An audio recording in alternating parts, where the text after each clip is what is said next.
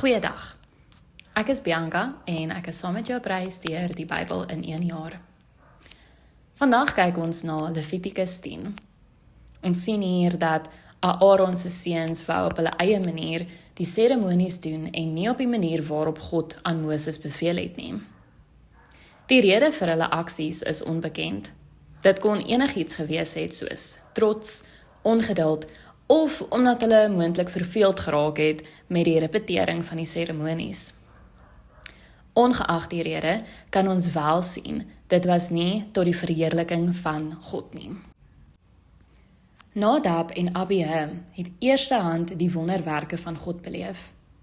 'n voorbeeld hiervan is die bevryding uit Egipte uit.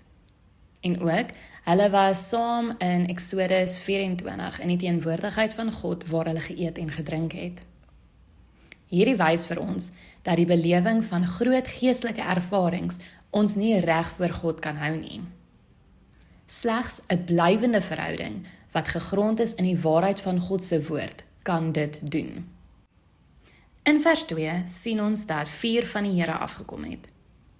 Dieselfde 4 wat God se glorieryke teenwoordigheid gewys het in Levitikus 9, is nou die 4 wat God se oordeel wys teenoor die priesters.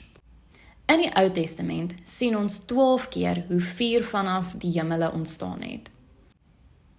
6 keer in 'n gunstige manier, en ons kan byvoorbeeld kyk na Levitikus 9 vers 24 of 1 Konings 18 vers 38. En 'n ander 6 keer om God se oordeel te wys. En ons sien dit, soos genoem in Levitikus 10 vers 2, en ook in Job 1. Vers 3 van Levitikus 10 leer ons dat mens baie keer geneig is om op hulle eie manier na God toe te gaan. God beveel egter dat hy as heilig geëer moet word deur elkeen wat na hom toe gaan. Ons moet dus deur Christus na God toe gaan. Hierdie herinner ons ook dat God ten alle tye geëer moet word. Ons fokus moet dus nie op die mens wees nie, maar totaal en al op God. In die laaste deel van hierdie vers sien ons dat respek vir God se heiligheid belangrik is.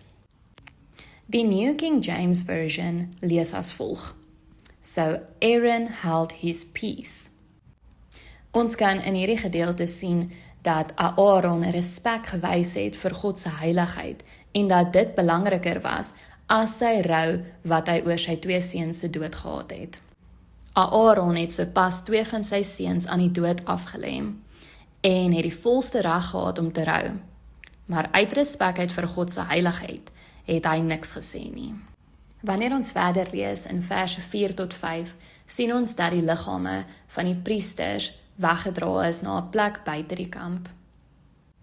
In verse 6 tot 7 sien ons weer eens dat as Aaron gerou het oor sy seuns en dit bekend gemaak het, dat dit daarop neer sou kom dat God se oordeel oor hulle verkeerd was. Aaron kon dus nie sy rou bekend maak nie, aangesien dit nie eer aan God sou bring nie. God is 'n regverdige God. Nadab en Abihu het op 'n onheilige en ongehoorsame wyse in die heilige teenwoordigheid van God betree. God moes daarom oordeel oor hulle bring.